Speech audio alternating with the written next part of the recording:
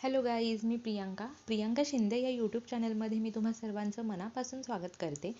Simple, stylish आणि modern दिसण्यासाठी काही टिप्स आज आपण या व्हिडिओमध्ये पाहणार आहोत, त्यामुळे व्हिडिओ स्किप न करता संपूर्ण पहा. कधीही जेव्हा आपण साडीवरती ज्वेलरी परिधान करत असतो तेव्हा ती ज्वेलरी जास्त जाड न वापरता नाजूक ज्वेलरी तुम्ही यूज करा. नाजूक ज्वेलरी घातल्यामुळे आपला लुक जो आहे तो मॉडर्न दिसत असतो. जेव्हा आपण कुठे काही कार्यक्रमाला चाललेलो असेल, काठपदर साडी जेव्हा आपण घालतो तेव्हा त्या साडीवरती तुम्ही नेहमी गळ्यासोबतची एक चोकर घाला, त्यामुळेही तुमचा लुक खूप मॉडर्न दिसतो. तुम्ही जर नऊवारी साडी नेसणार असाल तर त्यावरती तुम्ही 2-3 ज्वेलरी नक्की वेअर करा, की जेणेकरून तुम्ही क्लासिक दिसाल. साडीवरती जेव्हा तुम्ही नथ घालण्याच्या विचारत असाल तर नथ अशा मोठ्या मोठ्या घालण्यापेक्षा तुमच्या चेहऱ्यापट्टीला कोणती नथ सूट होते तीच नथ तुम्ही वेअर करा. जेव्हा गळ्यामध्ये तुम्ही नाजूक ज्वेलरी घालता तेव्हा तुम्ही कानामध्ये मोठे इयरिंग्स घाला. यामुळे तुमचा लुक जो आहे तो खूप स्टायलिश दिसतो.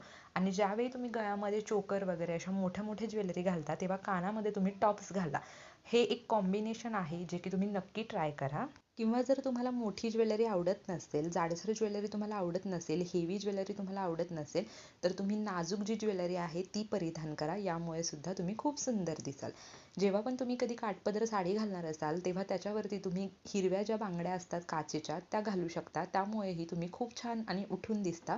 पण नसेलच तुम्हाला हिरव्या बांगड्या आवडत तर तुम्ही साडीच्या कलरला सूट होतील अशा साडीवरती मॅचिंग बांगड्या घालू शकता. जेव्हा तुम्ही चेकची साडी वेअर करणार असाल तेव्हा तुम्ही जास्त ज्वेलरी अजिबात घालायची नाही. अगदी नॉर्मल एखादं गळ्यातलं, हातामध्ये एक एक बँगल किंवा तुम्ही वॉच वापरू शकता.